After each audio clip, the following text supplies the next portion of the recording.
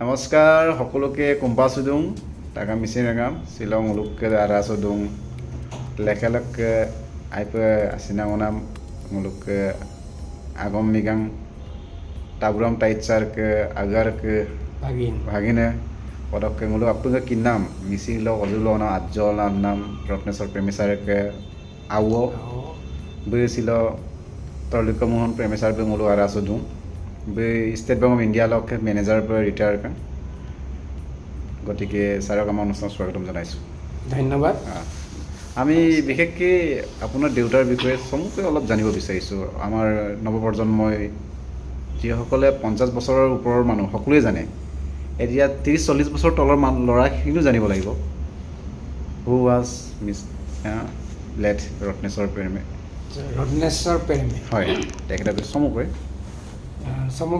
ৰত্নেশ্বৰ পেৰমে মোৰ দেউতা আছিলে মিচি বুলি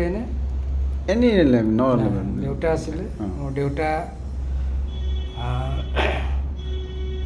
বেবেজীয়া অঞ্চলৰ গৰখীয়া চুক নামৰ গাঁৱত জন্মগ্ৰহণ কৰিছিলে সেই সময়ত বহুত অসুবিধাৰ মাজতো লখিমপুৰলৈ বহু দূৰ বাট খোজকাঢ়ি গৈ বেবেজীয়াৰ পৰা মেট্ৰিক পাছ কৰে আচ্ছা মেট্ৰিক পাছ তেওঁ ঢকুৱাখানাৰ পৰা কৰে তাৰপিছত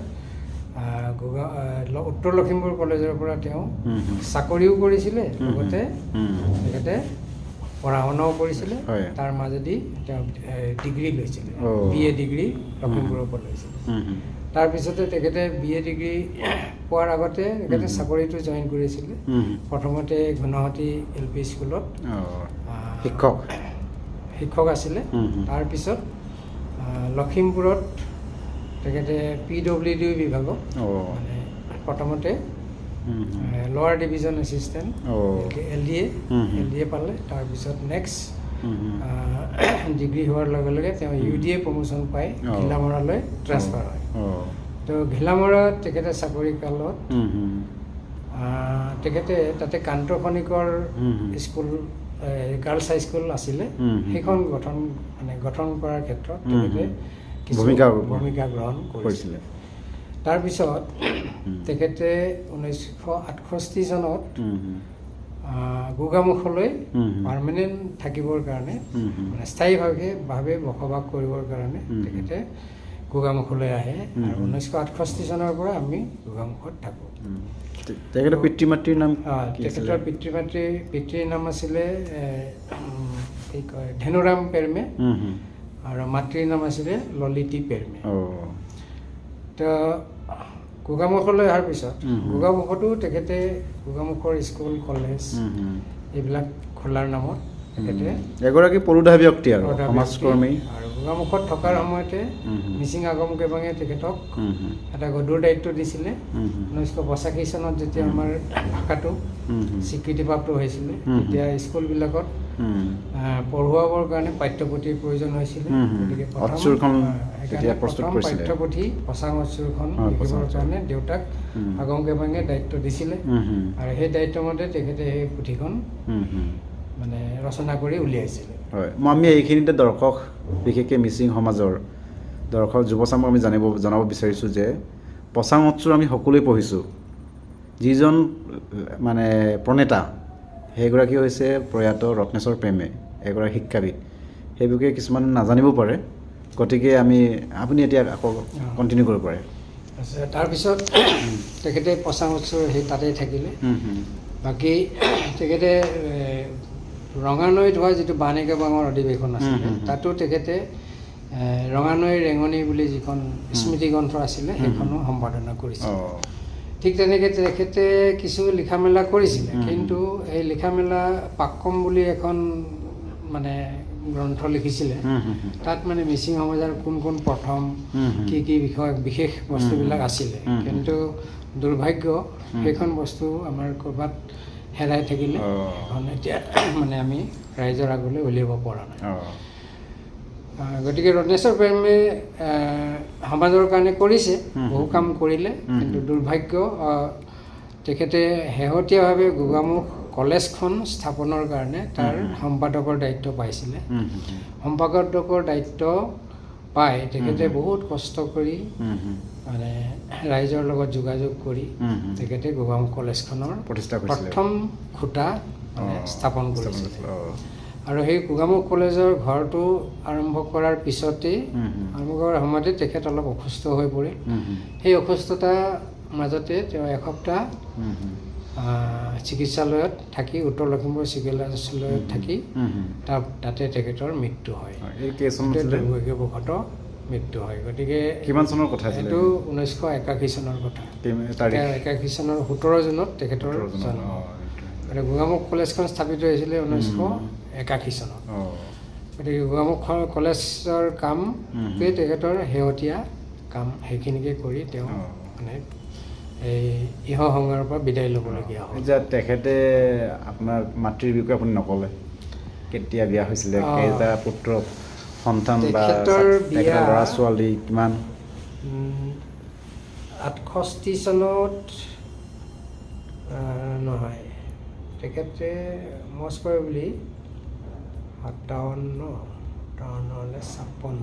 আপোনাৰ এনে মাতৃৰ নাম জানিব পাৰোঁ নেকি আপোনাৰ মোৰ মাতৃৰ নাম আছিলে প্ৰমীলা পেৰমে আপুনি কেই নম্বৰ মই সন্তান হিচাপে মই দ্বিতীয় প্ৰথম আছিলে ৰবীন্দ্ৰনাথ পেৰমে হয় তেখেত অলৰেডি ইহৰ ত্যাগ কৰিছে হয় তেখেত চেল টেক্স ইন্সপেক্টৰ ছুপাৰিণ্টেণ্ডেণ্ট হিচাপে তেখেতে অৱসৰ গ্ৰহণ কৰিছিলে হয় তাৰপিছত মাতৃ আছিলে প্ৰমীলা পেৰমে মাতৃ প্ৰমীলা পেৰমে আমাৰ শিক্ষাবিদ শ্ৰীযুত তাবুৰাম টাইডৰ ভগ্নী বাইদেউ আছে বাইক আছিলে তাৰপিছত খুব সম্ভৱতঃ 1956 চনত মা আৰু দেউতাক বিয়া হয় আৰু সেইটো সময়ত ঘনাৱতী মানে অঞ্চলত মানে দেউতা কৰ্মৰত আছিলে চাকৰি কৰি আছিলে আৰু সেই সময়তে বিবাহ হয় তাৰপিছতে এই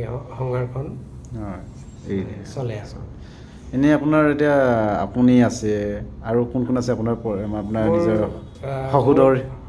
শহুৰৰ ভাই মোৰ 3জন আছে মোৰ পিছত আছে ৰাজা গোপাল কৃষ্ণ পেৰমে তেখেতে ইলেক্ট্ৰিচিটি বিভাগৰ ASCBৰ SDO হিচাপে 2023 চনত অৱসৰ গ্ৰহণ কৰিছে হয় 2024 চনত হয় হয় আৰু এজন ভাতৃ আছে কনিষ্ঠ ভাতৃ সূৰ্যমোহন পেৰমে তেখেতে কোনো চাকৰি বাকৰি নকৰে তেখেতে এজন সংগীতজ্ঞ হিচাপে আমি সকলো চিনি পাওঁ গীটাৰ বাদক কালচাৰেল লাইনত খুব জনপ্ৰিয় ব্যক্তি আছিলে হয় তাৰপিছত সদ্যহতে তেখেতে কিছু মানে ব্যৱসায়িক কামত ব্যস্ত হৈ আছে আৰু ভণ্টি আছিলে 3জনীৰ ভিতৰত হয় প্ৰথমজনী আছিলে ৰূপৰাণী পেৰমে তেখেতেও অলৰেডি মানে ইহ সংঘাৰ ত্যাগ কৰিছে তেখেত আছিলে গোগামুখ গাৰ্লছ হাইস্কুলৰ প্ৰধান শিক্ষয়িত্ৰী আৰু প্ৰধান শিক্ষয়িত্ৰী হিচাপে পিছত মৃত্যুৰ সময়তো প্ৰধান শিক্ষয়িত্ৰী হিচাপে আছিলে তেখেতৰ হাজবেণ্ড আছিলে সুবোধ পেগু তেখেতো সেই স্কুলতে শিক্ষক আছিলে তাৰপিছত দ্বিতীয়জনী ভণ্টি অৰুন্ধতী পেৰমে তেখেত গোগামুখ হায়াৰ ছেকেণ্ডাৰীৰ ছাবজেক্ট টিচাৰ তেখেতে বিবাহ হৈছে ধেমাজিৰ শ্ৰী নবীন কামানৰ সৈতে শ্ৰী নবীন কামান বৰ্তমান আচ্ছা আৰু মোৰ তৃতীয়জনী যিটো ভণ্টি আছে তৃতীয়গৰাকী ভণ্টিৰ নাম হ'ল মামণি পেৰমে তাই বৰ্তমান টুৰিজিম ডিপাৰ্টমেণ্টৰ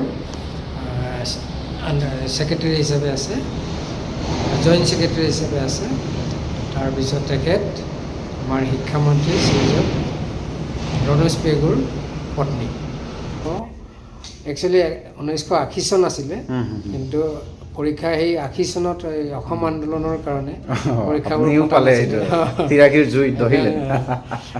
আমাৰ 81ত পৰীক্ষা হৈছে কিন্তু আমাৰ চাৰ্টিফিকেট মতে আমি 80 চনৰ 80 বেষ্টৰ কমাৰ্চ গ্ৰেজুৱেট আপুনি ষ্টেট বেংক অফ ইণ্ডিয়াৰ পৰা প্ৰবন্ধক হিচাপে ৰিটায়াৰ হৈছে আৰু আপোনাৰ ল'ৰা ছোৱালী আপোনাৰ মোৰ মানে পত্নী আছে পত্নীৰ ঘৰ হ'ল চিতলমাৰী চিলাপথাৰৰ চিতলমাৰী। তেখেতৰ নামটো ল'বলৈ নোখোজে তেখেতৰ আপুনি? নামটো হিৰণ্যজ্যোতি পেৰমে, হয়, পাইট পেৰমে। পাইট পেৰমে। ল'ৰা ছোৱালী দুটি সন্তান। তাৰে প্ৰথমটি হ'ল ছোৱালী সন্তান, তাইৰ নাম দীপলিপ পেৰমে। তাই ছ'চিয়েল ৱৰ্কছত MSW মাষ্টাৰ ডিগ্ৰী কৰিছে। আৰু মোৰ এটা ল'ৰা সন্তান আছে, তাৰ নাম প্ৰাংশু পেৰমে। তেওঁ 2020 চনতেই BTech পাছ কৰি বৰ্তমান এতিয়া যুৱ উদ্যোগী ব্যৱসায়ী হিচাপে অয়্য গ্ৰীণছ তেওঁ চোৱা চিতা কৰি আছে। তেওঁ চোৱা চিতা কৰি আছে। অয়্য গ্ৰীণছ এতিয়া কি পোৱা যায় আপুনি অলপ চমুকৈ ক'ব ৰাইজক আমাক? অয়্য গ্ৰীণছত আমাৰ মেইনলি এতিয়া 4টা ভাগত আছে। প্ৰথমতে আছে এথনিক, তাৰপিছত আছে কণ্টিনেণ্টেল, তাৰপিছত ইণ্ডিয়ান খানাও পোৱা যায়, তাৰপিছত চাইনিজ পোৱা যায়, আৰু নতুনকৈ আমি এতিয়া মিচিঙৰ যিটো জচাক থালি সেইটো এতিয়া ষ্টাৰ্ট কৰা হৈছে। মানে যোগাযোগৰ যিটো পৰিচয়টো অলপ দি দিব, এড্ৰেছটো। যোগাযোগৰ এড্ৰেছটো হ'ল মানে পাছিঘাট, আলং আৰু লখিমপুৰ ধেমাজিৰ পৰা যদি আহে কোলাজান পইণ্ট পাব। তো কোলাজান তিনিআলিৰ পৰা আমাৰ ৰেষ্টুৰেণ্টলৈ টুৱাৰ্ডছ বগীবিল ব্ৰিজলৈ 5 কিলোমিটাৰ 5.2 কিলোমিটাৰ আহিলে লেফ্ট চাইডে আমাৰ পিয়াং চিতলমাৰী গাঁৱৰ মানে ঠিক মিডল পইণ্ট, তাতে আমাৰ অয়্য গ্ৰীণছ ৰেষ্টুৰেণ্টটো আছে। আৰু যদি ডিব্ৰুগড়, মৰাণ বা তিনিচুকীয়াৰ পৰা আহে তেতিয়াহ'লে বগীবিল দলংখন ক্ৰছ কৰি 7.5 কিলোমিটাৰ আহিলে ৰাইট চাইডে অয়্য গ্ৰীণছৰ ৰেষ্টুৰেণ্টটো পাব। কোনোবা যদি বিবাহ অনুষ্ঠান বা বাৰ্থডে চেলিব্ৰেশ্যন মেৰেজ এনিভাৰ্চাৰী কৰিবলৈ তাতে ব্যৱস্থা আছে? ব্যৱস্থা আছে। বিবাহ অলৰেডি থকা খোৱা 2-3টা লজিং ব্যৱস্থা আছে? লজিঙৰ ব্যৱস্থা এতিয়া কৰা হোৱা নাই, কিন্তু আমাৰ কেম্পিং চিষ্টেমটো আছে। কেম্পিং কৰিব পাৰে। আৰু কোনোবা যদি শ্বুটিং কৰে ফিল্ম এইবোৰ সিহঁতৰ কাৰণে ব্যৱস্থা আছে? আমাৰ ধুনীয়া ফুলনি ছাত্ৰ ছাত্ৰীৰ শিশুৰ কাৰণে গাৰ্ডেন আছে। সেইবিলাকত এটা কৰিব পাৰে। ধুনীয়া ঠাই আৰু কটেজবিলাক আছে। আৰু লগতে এটা নাৰ্চাৰীও আমি কৰিছোঁ। নাৰ্চাৰীৰ সুবিধাটো আছে, ৰাইজে ফুল চুল কিনিব পাৰিব, এনেকৈ আছে। তাৰপিছত নিশ্চয় বহুত ভাল লাগিলে। আমি অয়্য গ্ৰীণছ যাম, আমিও নিজে দৰ্শন কৰিম। তাতে আমাৰ টেষ্ট আমি এথনিক টেষ্ট ল'ম, আৰু আমি তাতে অলপ আপোনালোকৰ লগত সময় কটাম পৰৱৰ্তী কালত। আজি আপোনাৰ শেহতীয়াকৈ হ'লেও ইংৰাজী নৱবৰ্ষৰ শুভেচ্ছাটো জ্ঞাপন কৰিলোৱেই। আগন্তুক ভোগালী বিহুৰ শুভেচ্ছা জনাইছোঁ। আপুনি সুস্থ হওক, সবল হৈ থাকক। আপুনি ভাল হৈ থাকে, পৰিয়ালটো সুস্থ সবল হ'ব, আৰু আপোনাৰ ল'ৰা ছোৱালীও আগবাঢ়িছে দোপতদোপে। গতিকে আপোনাৰ সমূহ পৰিয়াললৈ সুস্বাস্থ্য দীৰ্ঘায়ু কামনা কৰি আজি অনুষ্ঠান ইমানতে সামৰি মাৰিছোঁ। ধন্যবাদ। All the women in my life have played pivotal roles in my success. Here's wishing a very happy Women's Day. All the women.